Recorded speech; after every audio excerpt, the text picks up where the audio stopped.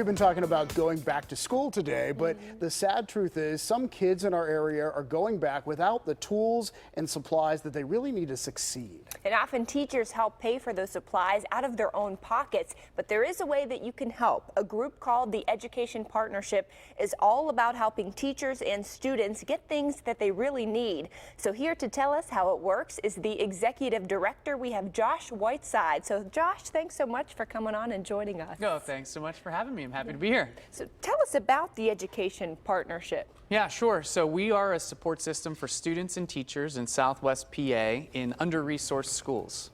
So we look for schools of most need in the 7-county region, and we procure items from partners all across the country, and we make sure that our teachers have everything that they need so that they can teach to the best of their ability in the way that they want to teach.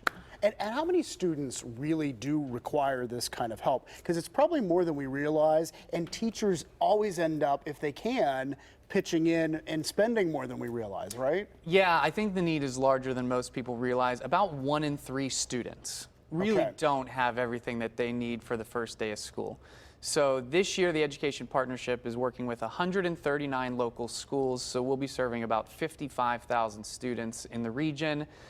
And you're right, it's to save the teacher from dipping into their own pocket. You know, we think teachers are already undervalued. Yeah. So we want to make sure that they're not spending their own money on things that really should be in the classroom and need to be in the classroom. So what does it include? It's not just, you know, the normal notebooks, pencils, pens. Right. So I think when people think school supplies, they immediately think pencils and crayons, which we do give away in crazy amount of pencils and crayons. But it's also the larger items that it takes to run a classroom and to run a school. So everything from furniture and bookshelves and desks to technology and monitors, even custodial items. We have a lot of head custodians come in and we give them toilet paper and soap. So really all the things that it takes to run a school, run a classroom, and keep kids healthy and engaged in their education. So you have a facility in the West End, essentially a big warehouse that teachers can go shopping. Yes. So we opened our doors for teachers on July 23rd. And we see teachers between 4 and 6 days a week. They come in to shop. It's completely free for them, so it's a little bit like Black Friday whenever they get there. But every teacher leaves our building with about $500 worth of supplies. Wow. And so far this year, we've only been open for about a month, and we've already seen 1,500 local teachers. So, you know, we're trying to get teachers in the door as much as we can. But yeah, we run a shopping facility for teachers to come and take everything that they need. That's fantastic. And I'm sure you get teachers from many different school districts in the area who flock. So how do you fund it? How does the program work where you're able to get all these supplies for free for them? So we have a lot of gift-in-kind partners. We take product donations. This year we'll distribute between $4 and $5 million worth of supplies.